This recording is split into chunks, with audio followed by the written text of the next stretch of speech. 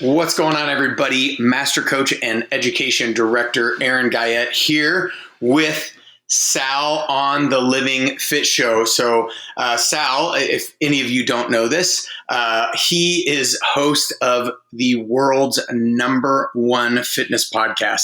He is also the co-founder of Mind Pump, which happens to be the #1 fitness podcast in the entire world.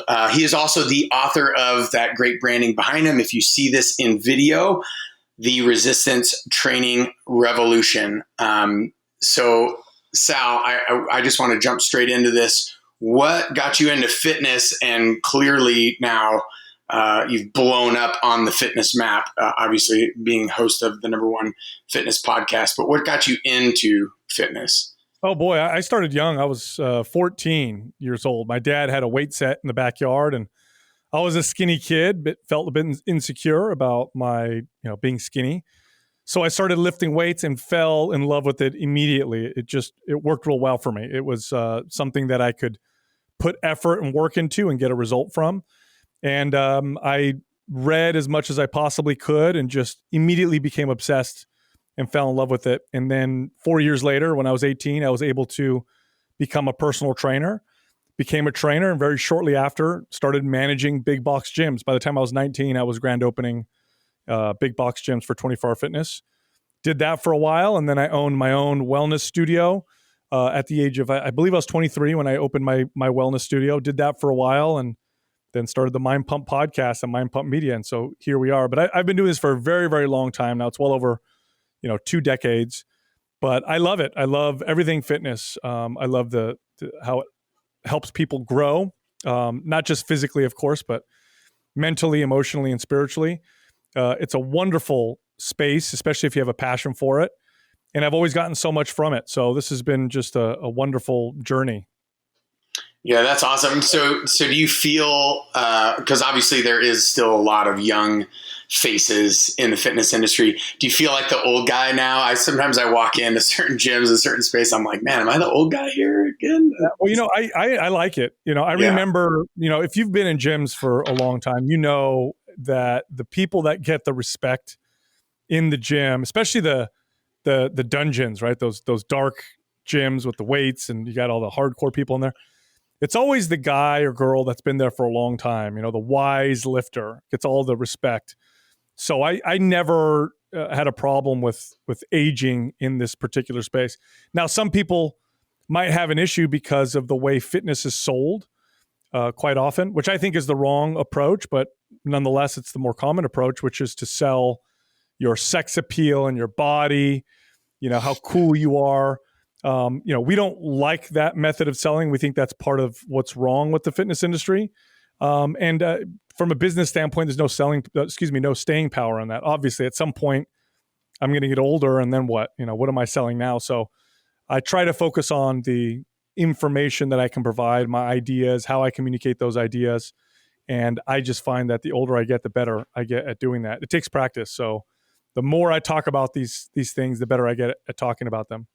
Yeah, it's so funny. Yeah, because I was a trainer for a long time, and I did the big box training thing, and then owned my own gym and all that in Orange County. And it's like the land of sex appeal and aesthetics and all this stuff. But my goal, like I could never try to dissuade them from aesthetics on the front end, but I could always educate them toward health and longevity and not aesthetics on the far end. So do you find that you give them what they want and then also give them what they need, or are you kind of presenting it, packaging it in a certain way now? Because I see obviously trying to move from aesthetic insecurity is what you said, right, to one based in self-love and self-care. And I love that. So is that like on the front end, or is it both and, or how does that work for you? Well, I'm always talking about that, but the truth is, if you stick with fitness long enough, or a fit and healthy lifestyle, I should say, long enough, consistently, you get there eventually anyway, because at some point you start to age, or at some point you've hit your PRs and you're not going to get there, and you're not going to be able to surpass them anymore, right? There's always a limit. Or at some point you start to accept the fact that you're not the most genetically gifted or the most beautiful or the most, awesome looking. And that's when the real benefits, I think, come from. And if you want to continue sticking with it, now you can be very hard-headed about your aesthetic goals. And if you stay there and you try to stay there and you stay with fitness long enough, that's really turns into dysfunction. That's what turns into, overuse of plastic surgery or performance enhancing drugs or really hating your body and causing damage to yourself. Or you reach the point where you start to accept certain things and then it takes on a whole new meaning. So my goal with my clients was to communicate these things. I never forced it on them. I found that to be very ineffective. Mm-hmm. But when they would ask me questions or when the opportunity would arise, which it usually would, I would very gently talk about these things. And I would always meet them where they were. But I always noticed, this is, by the way, this is like the back half of my career when I started to become really good. It took me probably 10 years to get to the point where I would consider myself a decent trainer. The back half of my career, clients would stay with me for 10 years, longer. It was after a few years, after 3 years of somebody being consistent, you would see this naturally start to happen. They were no longer chasing the aesthetic goal, but rather, and there's nothing, by the way, you could still appreciate and value those things, but it no longer became the focus. They started to value exercise for its meditative aspects or how it made them present or how it made them feel or how it just improved the quality of their life. Let's say they were stressed out. It was a great way to relieve stress or a great way to take care of themselves, or during the times when they felt great, a great way to improve their performance or whatever. They would start to enjoy the process. And I think when you enjoy the process, you're never going to stop. It's like the man that enjoys walking will always walk further than the man who falls in love with walking to the destination, right? Because you love walking, you never stop, right? So if you fall in love with fitness for the sake of it, just while you do it and just enjoy it for all that it provides you, aside from changing how you look, you've now made a lifelong, consistent relationship with exercise that is not stressful. It's one that's great. I think when it's aesthetic focused always, sometimes it can become a stressful endeavor, always checking the mirror. Do I look good? This can happen with diet as well, right? And rather than improving the quality of your life, it actually starts to take away from the quality of life. But if you stay with it long enough, you will reach this point. Some people longer than other, but you will reach that point. Yeah. So when somebody reaches a goal, right, they come to you, they're like, okay, boom, I got the goal. I've made it. How do you help them not get stuck there? Because I feel like that is like one of the biggest issues, right? You finally get, you do the diet plan for 30 days, or you do the workout for 6 months, or you hit the weight goal, or you hit the whatever, right? What's something that you have used to help people? Okay, we don't have to stay stuck here, or yo-yo diet now, or, all of the bad things that can happen because you become goal-oriented and not process-oriented. What are some ways that you've helped people when they hit that point?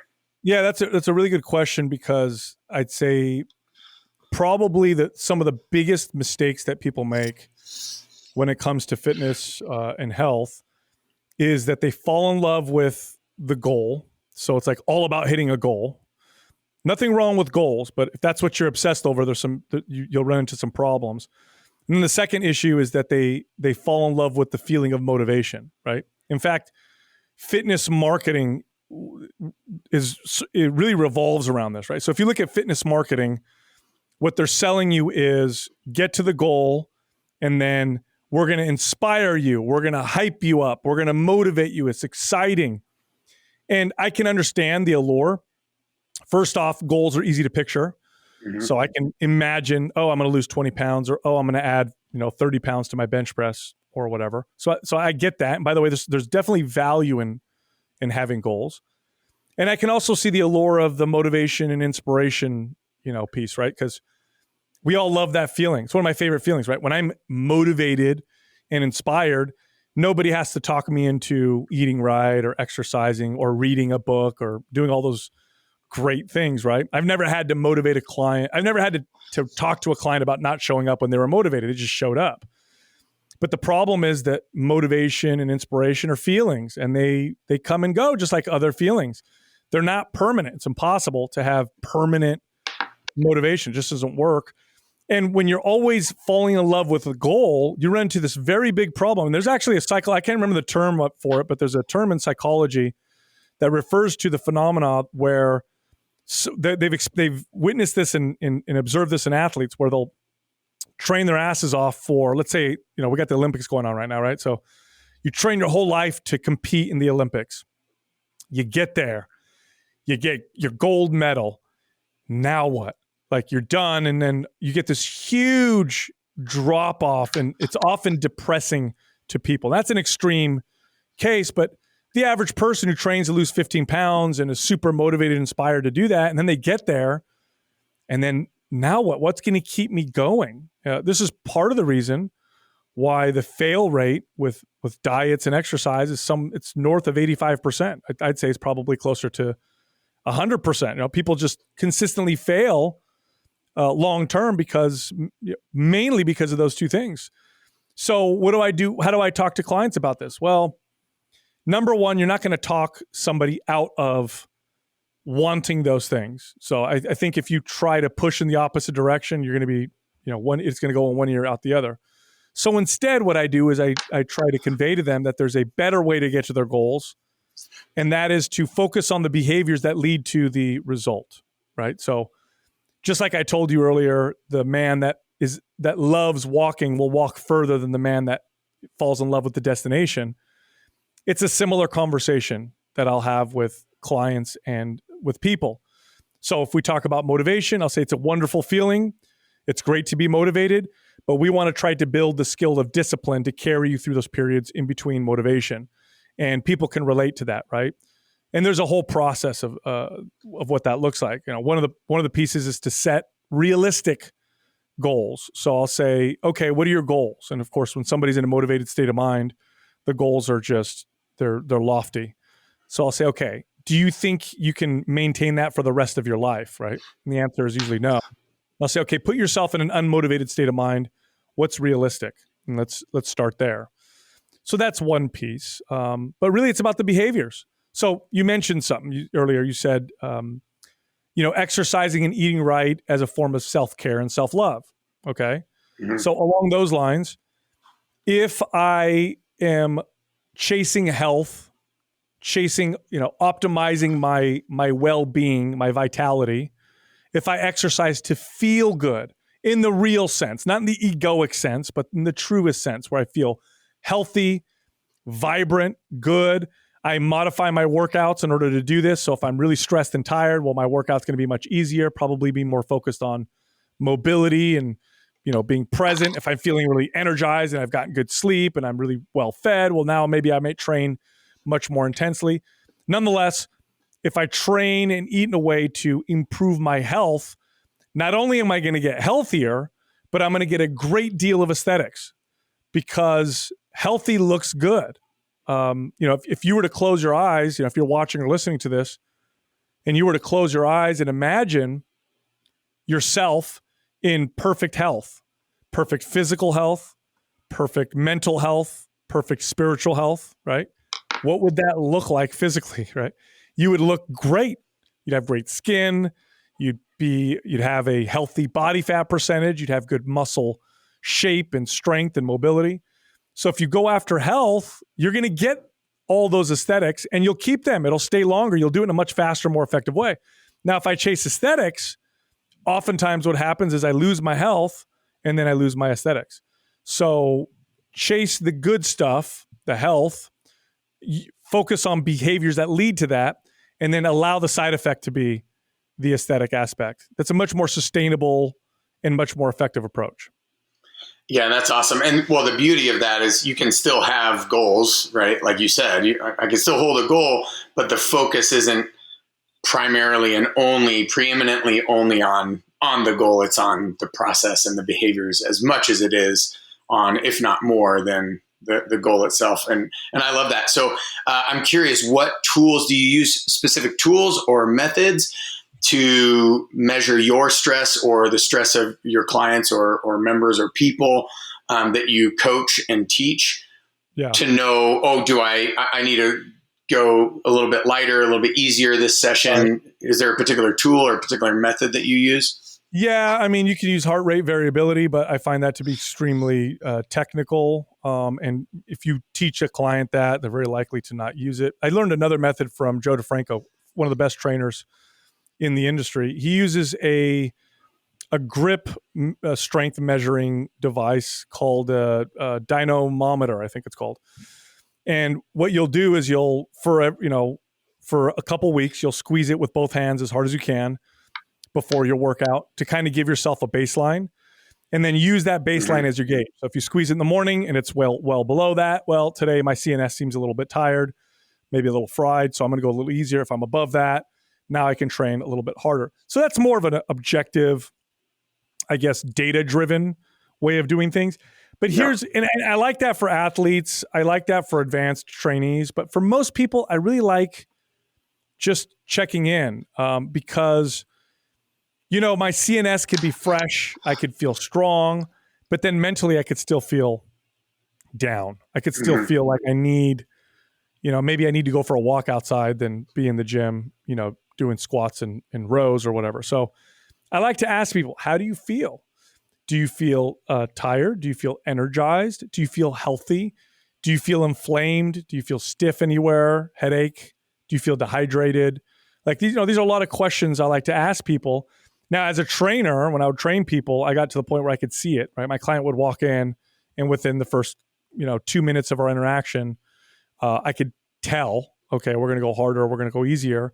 I could definitely tell with probably, 99% accuracy after the first exercise that we did, the direction that we would go. But just for yourself, if you don't have a coach or a trainer, check in with yourself. But you got to be honest, right? So sometimes people, especially if they're in that motivated state of mind, or they're really in this cycle of self-hate. Oh, I'm so fat. I hate the way that I look. And they'll be dishonest with themselves. They'll go to the gym and say, okay, no, I feel energized. Like I need to, you got to be very honest with yourself. Like, okay, I'm a little fried.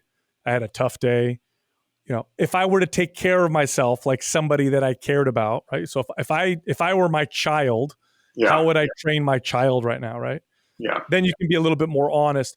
And the irony of that is you'll actually get to whatever goal you're looking for faster in a much more sustainable way. So the irony of all of this is what I'm talking about isn't just the healthier way to do it. It's actually the better way to do it as well. Yeah. Yeah. Perspective is huge, right? It's like we'll either beat ourselves up or sell ourselves short or whatever. But then if we were to look at ourselves like we are our children or somebody that we cared about, it's how that perspective just totally shifts. Totally. It's such a rad way of approaching, for sure, building that perspective in. So I know that you're well-read, well-studied. You seem to me to be just this have this insatiable appetite for lifelong learning. And it could be any subject, doesn't have to be fitness, obviously.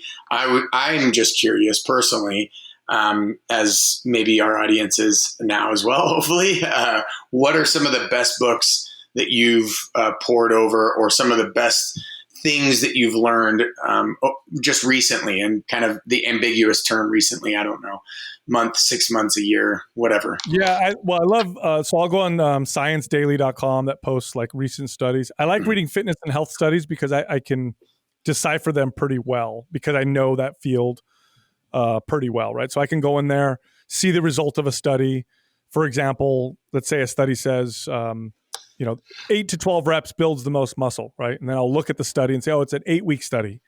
And if they stuck to that long enough, it would stop working. So, I know to decipher like, okay, the reality is you want to switch up your rep ranges. That's always going to get you the best results, for example. So I like going there to read studies like that.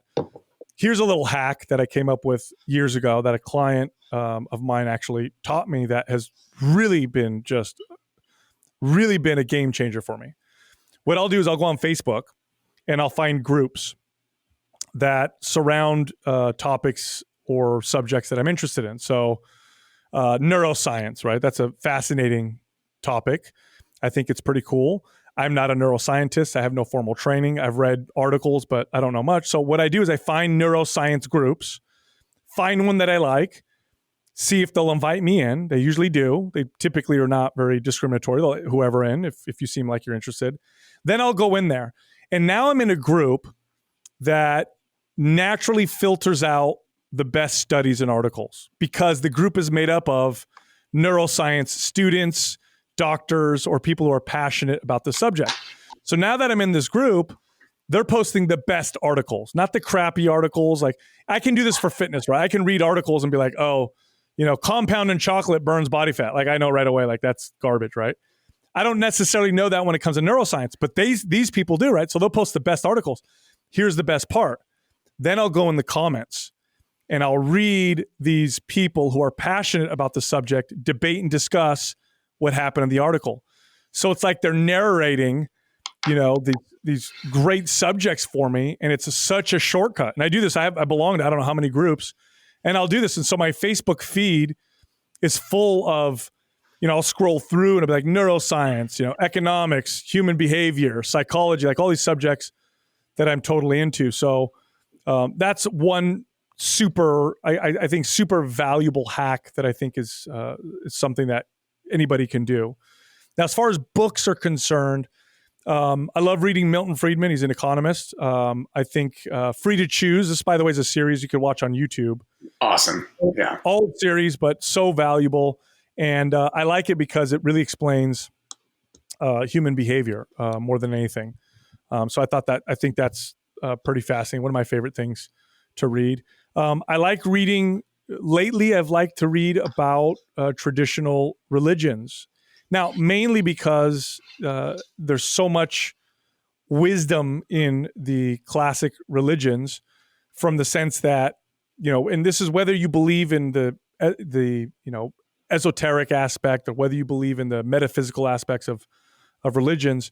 One thing that I think is hard to dispute is that, we understand evolution of biology, right? So we understand that, bacteria evolve. I think it's pretty well documented that there's organisms evolve over time. But one thing that a lot of people don't realize is so do ideas. In other words, the same tests that promote the evolution of traits in our biology also will get rid of bad ideas and keep good ideas. And this is where wisdom comes from. So if you see a teaching that is consistent in all the major world's religions, you know that there's some deep human behavior wisdom there, right? So to give you an example, and this, I'll take it back to health and fitness, fasting, right? So fasting is all the rage now. Probably for the last 10 years, everybody's been talking about fasting, which I think is funny because when I first got into fitness, no fitness professional was promoting fasting. Anti-fasting. Oh yeah. All of a sudden it's this great, new thing, provides physiological benefits, whatever. Yeah. But really, fasting you can find in every major world religion.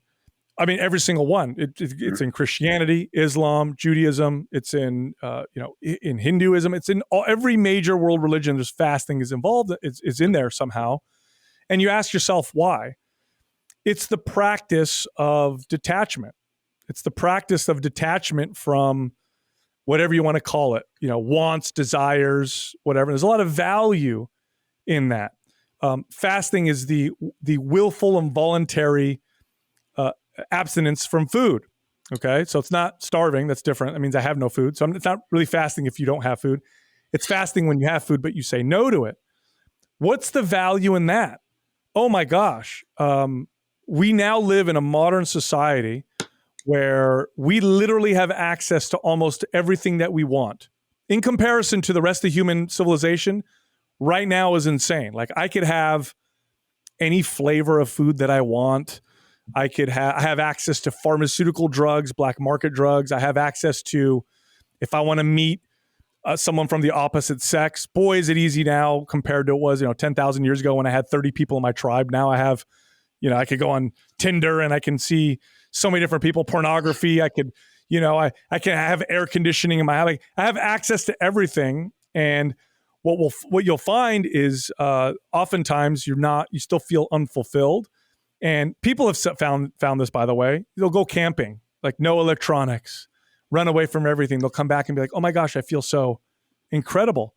Well, you fasted from a lot of these, these wants and desires. So there's tremendous value in the world religions. You don't need to believe in the metaphysical aspect of it either. Just look at the commonalities among them, and what you'll find is some tremendous wisdom. So right now, that's kind of one of the things I'm into. Yeah, I love that. That's amazing. I would be curious, and this is just personally from my own study, what could you point me in the direction to where to find the whole evolution of ideas?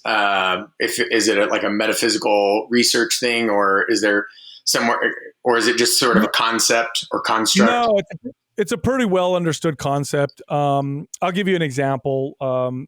In some of these ideas run counter to our primal human, primal human desires. So, like, for example, monogamy. Monogamy is hotly contested, right? So our human nature, our human animalistic nature, is not monogamy. It's obviously, right. You can see it's very clear. Now, why is monogamy promoted in one way or another in most major world religions? And it's lasted, right, for thousands of years. They didn't take it out. It's kept it in there because it leads to more successful societies. It leads to better results with children, typically, and raising your family and all that stuff. So, and without, I don't want to go on a rant or preach or whatnot. I just use one example. There's some actual wisdom in there. So bad ideas tend to disappear. Good ideas tend to stand the test of time. Mm-hmm. And I can't think of a better test of time than looking at cultures and regions of the world that didn't even really communicate with each other. Like, why do they all say the same? Like, why is detachment from worldly things? The Christian Bible might call it something different than Confucianism or than Islam, but all of them talk about this kind of detaching from worldly things in one way or another, fasting being an example of that.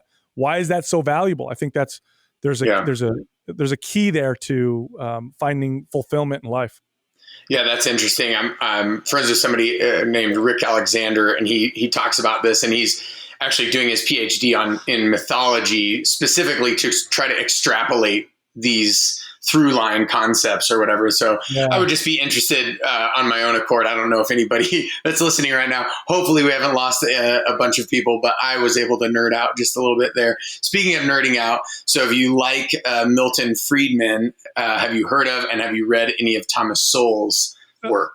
It's so funny. I almost wore my Thomas Sowell shirt today. I definitely have. Oh, there you go. Yeah. Huge fan of Thomas Sowell. You got to go. If you haven't seen, I'm sure you have, but if you're watching, go on YouTube, watch this guy, especially in the 70s and 80s, debate people.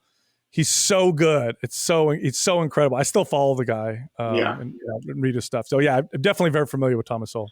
Yeah, incredible. Like he basically was like, hey, I mean, he learned under Milton Friedman, right, for a time. And he basically was like, here, Milton Friedman, hold my beer, right? I feel like that's what Thomas Sowell has done, right? With how many, literary pieces he's come out with. And a lot of that, I think, is because he stepped away from academia because he was just so annoyed with how politicized it was and how, they were trying to like get him to do certain things that didn't actually work. And he's like, well, this doesn't work. Why would I do that? Super intriguing guy. I love that. He's standing up for what is right. So speaking of standing up for what is right, talking about these books, I want to talk a little bit about the resistance training revolution. I mean, it's branded right there behind you. Why wouldn't we talk about the obvious? And this is something, it's kind of, I don't know, is it paralleled with Mind Pump? Is it part of Mind Pump? I know this is straight from you. You authored it, correct? The book? Yeah, I wrote the book, but it's under the Mind Pump Media umbrella. Gotcha, okay. But I wrote it. So the reason why I wrote this book is because the fitness paradigm, the formula that we've been sold for so long is so wrong. It's so wrong, and it's led to, it's part of the reason why we're in the chronic health epidemic that we are now. It's part of the reason why obesity is so hard to solve for so many people. So the old paradigm looked like this, right? So we've known for a long time that we're in this obesity epidemic. We kind of became aware of it in the 70s, 80s. It started to get popular, and then since then, this is what we've heard. And obesity is this kind of umbrella condition that contributes to lots of other conditions, diabetes and Alzheimer's, cancers, osteoporosis, autoimmune diseases. Like it makes everything worse. Even if you take obesity out, there's still lots of chronic health issues that don't involve obesity that I think the correct paradigm of fitness and health could solve. In fact, of all of the industries in the world, only the health and fitness industry has the solutions for our chronic health issues. Our Western medicine doesn't. It's very symptom-based. There is no industry that better suited to solve this problem. I'm not saying we're perfect because there's a lot of problems with the fitness industry, but if you get the right information that'll solve it, you'll find it in our space.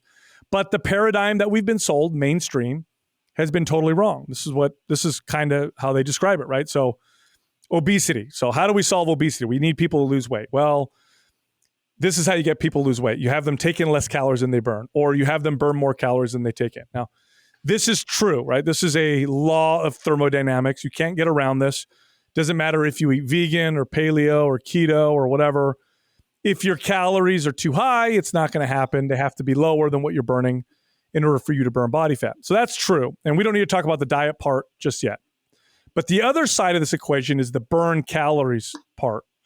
And what they've done, and this has been such a travesty, is they've looked at exercise and they've valued exercise on how many calories you burn while doing it. This is all the value of exercise when it comes to mainstream, fitness or what the mainstream media will promote to us. How many calories does it burn? Oh, you like to ride your bike? This is how many calories you burn in an hour. Oh, you like to lift weights? This is how many calories you burn in an hour. This is terrible because of all of the benefits that exercise can provide you, even the ones that result in weight loss that can solve obesity, the calories that you burn while you do that form of exercise is literally the least important thing. In fact, that doesn't matter at all. We shouldn't even pay attention to that. What's really important, which is what we're completely ignoring, is how does this form of exercise get my body to adapt? And then what does that mean? What do those adaptations mean? Okay. So if we take a step back and go back to the old paradigm, calories in versus calories out, exercise valued really, all of its value is about how many calories burned. Well, if we look at everything or all exercise from that standpoint, well, the answer becomes very clear as to what the best exercise form is. That's cardio, right? So no form of exercise burns more calories per time being spent than cardio. This is totally true, right? If you run for 30 minutes, you'll burn more calories than if you lift weights for 30 minutes or than if you do yoga for 30 minutes or do any other form of exercise. Here's the problem.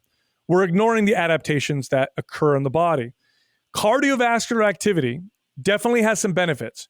However, the adaptations that cardiovascular activity induce in the body are counter to solving the obesity epidemic. In fact, cardiovascular activity done consistently over time actually teaches your body to burn less calories over time. It actually teaches your body to slow down its metabolism. Now, people might be watching this going, well, that's crazy. Why would your body do that? That sounds terrible.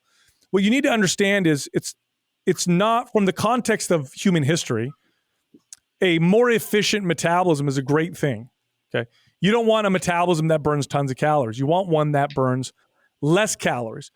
And if I'm consistently doing a form of activity that A, burns a lot of calories while I'm doing it, B, requires very little strength to do so, what my body's going to do is it's going to find a way to burn less calories while I'm doing it and burn less calories all the time to make up the difference.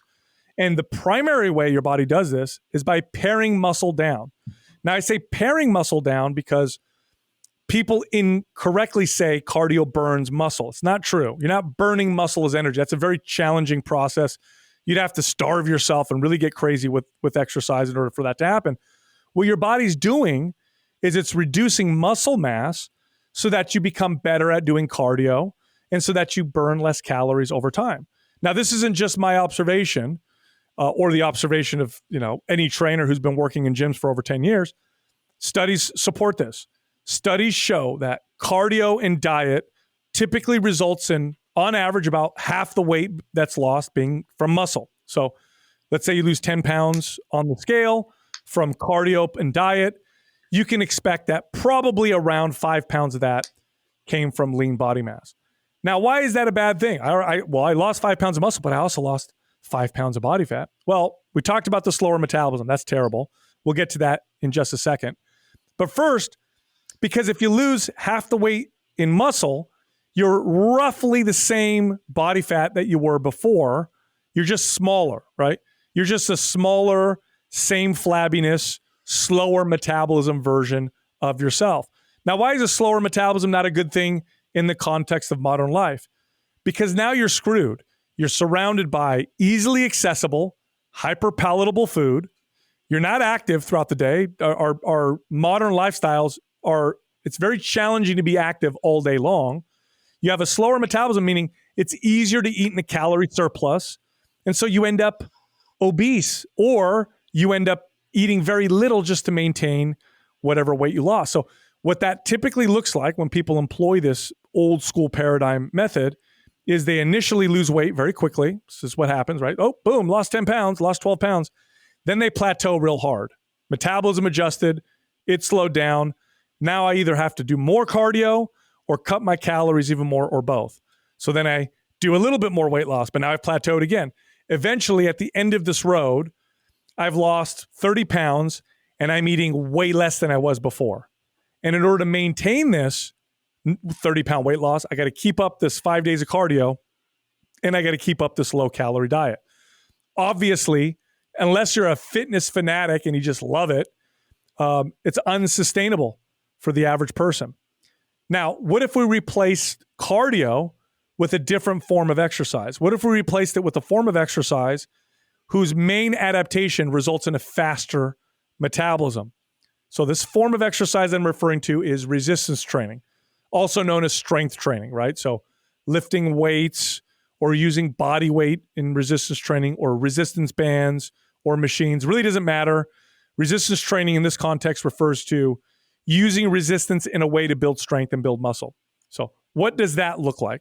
Well, as I'm doing resistance training, my metabolism starts to speed up as I build more muscle. By the way, it's not just more muscle that burns more calories, because I know there's some science nerds that are watching right now, which I appreciate, who are going to say things like, "Oh, every pound of muscle only burns 10 extra calories." Or, by the way, that's not nothing. 5 pounds would burn 50 extra calories. Do the math over a year. Actually makes a significant difference. But it's not like that. It's actually more. There's a range of efficiency that your body has with your lean body mass. In other words, my body, through its metabolism and the mechanisms of my metabolism, can choose to be more or less efficient with the same amount of lean body mass. Resistance training encourages my body to become less efficient because I'm constantly sending a muscle building signal. So what does that look like? Well, initially the weight loss starts off slow, mainly because I'm not losing any muscle. I'm only losing body fat. In fact, if I'm just starting off, I might even build muscle initially. But over time, as that metabolism boost starts to kick in, weight loss starts to snowball. Fat starts to burn off my body. And here's the best part. At the end of this journey, I'm oftentimes left with a metabolism that burns more calories than it did before. What does that mean? That means I can eat like as many calories as I did before, or often more, to maintain my weight loss. Much more sustainable, right? But it goes even deeper than that. Resistance training doesn't require as much time spent doing it to elicit those results that we're talking about, right? The average person could get excellent results from resistance training twice a week. The average person. Now, they're not going to look like a bodybuilder. They're not going to be a strength athlete, but most people don't care about that. Most people just want a fit, lean body. 2 days a week for most people is plenty for the results and the stuff that I'm talking about. There's another benefit to it. Resistance training results in more permanent results on your body. Now, there's no such thing as permanent results, but what I'm referring to is how long the results last. There's something called muscle memory, right? This is a very real thing. Every time you build muscle, and without getting too technical, you add more satellite cells and you add essentially more of the molecular functions that support this new muscle mass. When you lose that muscle mass, those things still remain, which result in faster muscle mass gain to get back to where you were before the second time around. So to give you an example, let's say you started working out now with resistance. So you're doing resistance training, you're lifting weights. And let's say in an entire year, you gain 10 pounds of lean body mass, which is a lot. That's a lot of muscle to gain in a single year. So you gain 10 pounds of lean body mass. And then for whatever reason, you stop for a few months. You become very sedentary. You lose all 10 pounds of muscle. Then you decide you want to get back into it. You start working out again. You'll gain back that 10 pounds of muscle within 30 to 60 days. So it might have taken you a year to gain it the first time, and then you lost it. To gain it back much, much faster. This is well documented in studies. This is proven by science. I've observed this many times. Maybe you've observed it yourself, or you've broken a leg and then taken the cast off, no muscle, and just marveled at how fast the muscle came back on your body. That's called muscle memory. This is why people who base their fitness protocol around resistance training come back from vacation and they notice they haven't really changed much. Whereas people who base their fitness protocol around lots and lots of cardio and activity notice after a week vacation, they take a lot of steps back, right? So there's tremendous benefits to resistance training when it comes to obesity. And in the book, I talk a lot about these benefits. And I also crush a lot of the myths that surround resistance training. I'll give you one. I'm sure you'll ask me about others, but I'll just give you one real quick. It was widely believed up until recently that the best form of exercise for heart health was cardio. So if you want better heart health, then you got to do lots of cardio. And this makes sense, right? Because cardiovascular activity improves your endurance, which involves your heart's capacity and its ability to circulate blood and all that stuff. Well, we now have studies showing that resistance training is actually superior for heart health. And if you don't believe me, you can look it up yourself. I actually talk about one of the studies in the book.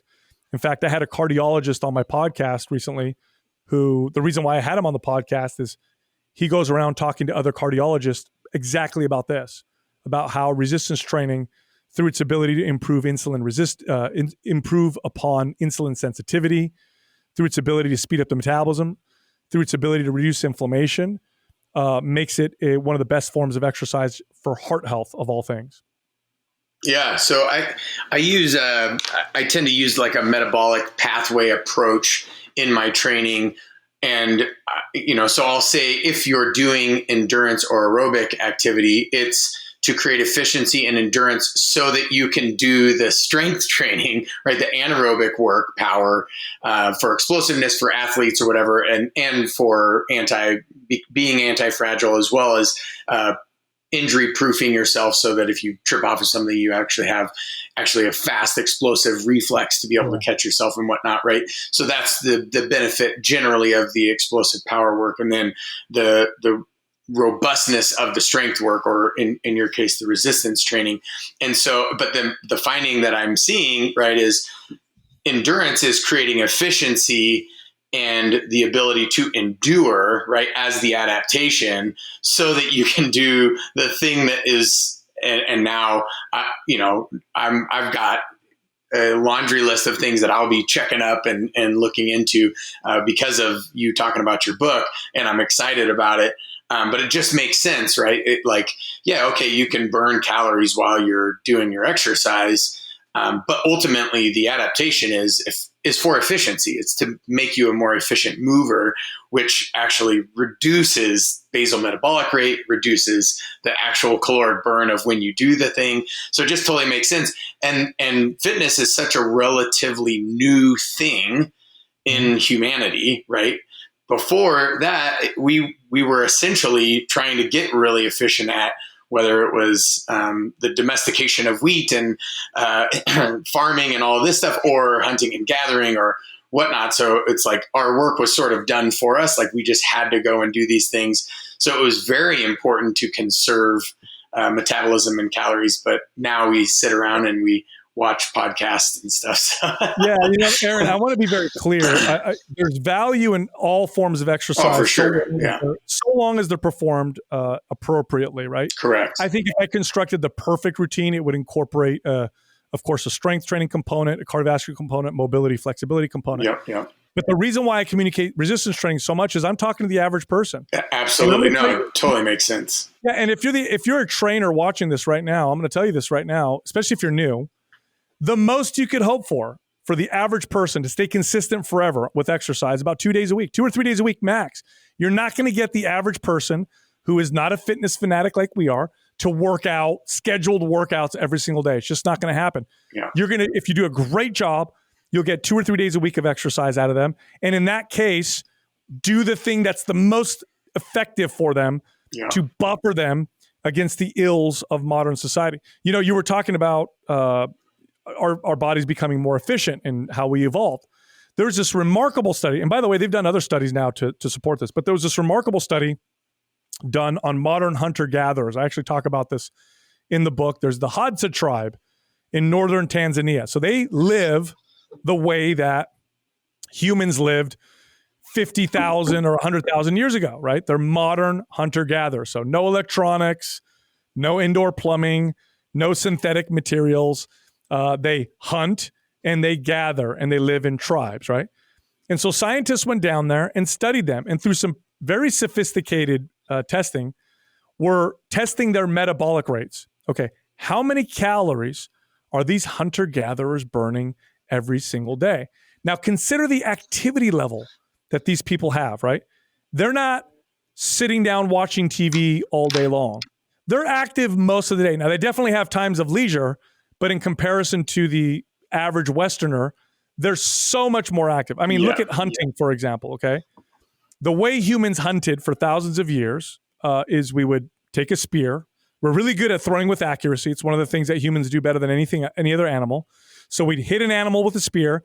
And then the second thing humans do very well, better than most animals, is we can trek or run for distance without stopping. We can outrun almost any animal. In fact, there was this old contest, they don't do anymore, where it was a long distance run and they would have a horse race a human, and sometimes the human would win. Like, we're really good at just consistent going, right? So what these hunter-gatherers do is they throw a spear and then they chase the animal for 12 to 15 miles. Animal has to stop out of exhaustion, and then we sprint and kill it, right? So these Hadza tribes people, super active. At the end of the study, the researchers could not believe the result, but it makes perfect sense. These people were burning roughly the same amount of calories as the average Western couch potato. Again, you think to yourself, how is this possible? Because it makes no evolutionary sense for tribes people or hunter-gatherers to burn 8,000 calories a day. There's no way we would survive. You know how hard it is to find 8,000 calories in a day? So their bodies just become very efficient. And what do these people do a lot of? Cardio. Tons and tons and tons and tons of cardio. Again, there's nothing wrong with it, and activity's great for your health. But if you pick a form of exercise and you're not going to work out much, and you're like, look, here's the deal. I like food. It's around me. I don't want to be obese. I'm only going to dedicate, maybe 2 hours a week to exercise. What form of exercise is going to give me the best results? Hands down, there's no competition. The studies support it 100%. And by the way, we now have a decade worth of studies that really support this, because if you go back further than that, we had no studies. No. Yeah. One of the problems was there were no studies on resistance training and health. All the studies were on performance. Yeah. Before that, it was all cardiovascular activity. So we really had no idea, besides the trainers and coaches that had seen it firsthand. Ain't nobody have time for longitudinal studies when I'm getting my 4-year degree. And I mean, it's hard to do animal studies with resistance training, right? It's like, I can put a hamster on a wheel, but like, what do I do for strength training? So they had no idea. Well, now the studies are coming out and they're showing that, wow, this is an incredibly effective form of exercise for obesity, hormone health. That is, for me, this is one of the biggest selling points of strength training or resistance training. It's the only form of exercise that through direct mechanisms encourages a youthful hormone profile, okay? Now, indirectly, other forms of exercise can do this by improving your health, but directly, go back to cardio. Cardiovascular activity is consistently shown to lower testosterone levels in men. Resistance training is the opposite. Resistance training consistently raises testosterone. Resistance training also consistently increases androgen receptor density. These are the receptors that testosterone attaches to. Yeah, you might ask yourself why? How is that possible? Well, if the primary adaptation of resistance training is to build muscle, and your body is like, okay, I'm getting the signal to build muscle, it's going to configure its hormones in an anabolic build muscle way. Yep. If your adaptation is telling you to pare muscle down, your body's going to do the same thing, but in the opposite. It's hard to lose muscle when your testosterone is really high. This is why studies on lots of cardio show a lowering of testosterone. You also see the most effective insulin sensitizing effects we've seen from any form of exercise. In fact, building muscle, regardless of obesity, improves insulin sensitivity. In other words, you could take someone who's obese, have them lose no weight, gain 3 pounds of muscle. You see great improvements in their insulin sensitivity. You also see consistent growth hormone raising. You see cortisol lowering on a regular basis. In women, you see estrogen and progesterone start to balance. So resistance training, pro-active tissue, pro-muscle. Other forms of exercise, not so much. So, and what do hormones do for you? They make you feel incredible. So imagine if you could make your hormones more youthful by sending a direct signal to your body with a form of exercise, right? That's what you get with resistance training. I love it. So look better, feel better, and move better. If you haven't already done so and you're listening to this, get on Ding, Amazon, and wherever the Resistance Training Revolution is found, click and purchase it. Check it out. Sal, this has been incredible. And honestly, this has been such a wealth of information. I want to talk about so much more. I want to ask you more questions. We've got to have you back on the show to do just that. But before we leave, we ask every single one of our guests this, and that is, what is Living Fit to you? And obviously not Living Fit, the brand or our company, but Living Fit, this concept, this idea. And I really do want to know from you, what is Living Fit, obviously besides the Resistance Training Revolution? Yeah. Living Fit for me is learning to love the things that are in my life rather than always trying to change my life to match what I think I love. So, and that's good because life is challenging. So for me, Living Fit is loving my work, loving my family, my time with my kids, and of course, loving the process of exercising for the sake of the process. Wow. Thank you so much. It was such an honor to have you on the show today. I really appreciate you swinging by and giving us your words of wisdom. All right, man. Thanks for having me on, Aaron.